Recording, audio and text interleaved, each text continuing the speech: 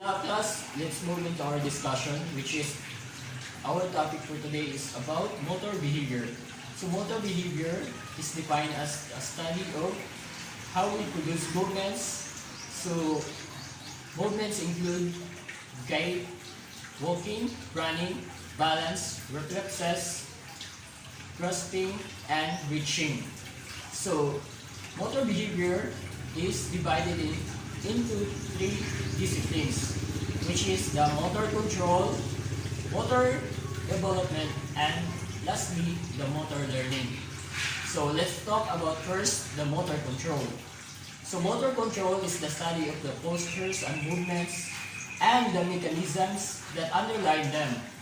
Also, motor control can be defined as the study of how an individual can execute designated motor skills through the neuromuscular control process in response to external environmental demands. So, next is the motor development. So, it refers to the development of a child's bones, muscles, and the ability to move around and manipulate his or her environment. So, motor development is divided into two sections. First is the gross motor development. So gross motor development involves the development of the large muscles in the child's body. So these muscles allow us to sit, walk, and run among other activities. So the next one is the fine motor development. So fine motor development involves the small muscles of the body, especially in the hands. So last discipline is the motor learning. So motor learning is when a complex process in the brain occurs in the response to practice or experience of a certain skill resulting in changes in the central nervous system that allow us for production of a new motor skill. So, there are three stages of motor learning. So, the first stage is the cognitive stage, which during this stage, the goal is to develop an overall understanding of the skill. So, next one is the associative stage. So, during this stage, the learner begins to demonstrate a more refined movement through practice. So the last one is the autonomous stage. During this stage, the learner becomes more active on motor skills, and his movements is more active or automatic.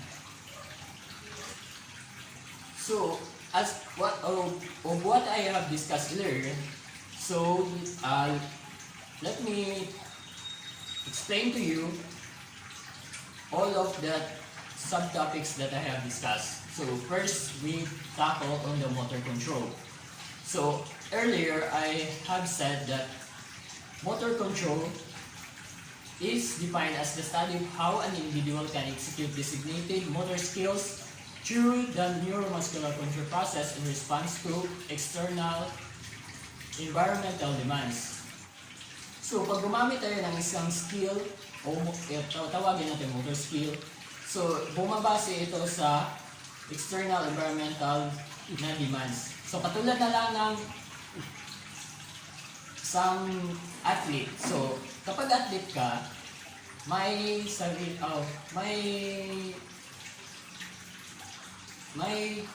iba't ibang activities na pwede mong salihan. So, halimbawa na lang kung basketball. So, basketball, so dapat, kung gusto mo mag-basketball, dapat mo matutunan una ang mga basic skills kung paano mag-dribbling.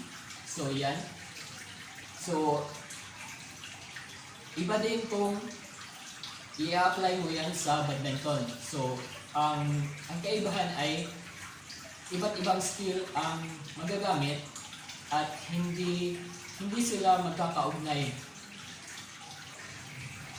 So let's move on to the motor learning.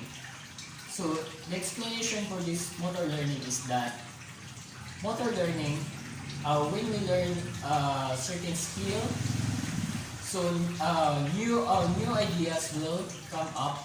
So ang mangyayari dyan ay kung lagi tayong nakatuon sa isang aktibidad na ating gusto, so kung magbubog tayo ng isang skill sa aktibidad na ating gusto, so yun nga, magkakaroon tayo ng iba't ibang idea kung paano natin i-skill ito. Mahuhubog natin yung skill from basic to more complex na mga skill na ating come up sa ating isipan. So ganyan na, katulad na lang ng isang given example na lang pagbabasketball. So from basic training, so pag na-master na natin yung basic training ng basketball, katulad na lang ng dribbling, basic na skill yan. So from dribbling, so tuturuan tayo ng ating coach na naman ng isang panibagong skill, katulad na lang ng crossover skill, para mas mahubog natin yung pagiging expert natin sa basketball. At yun lang.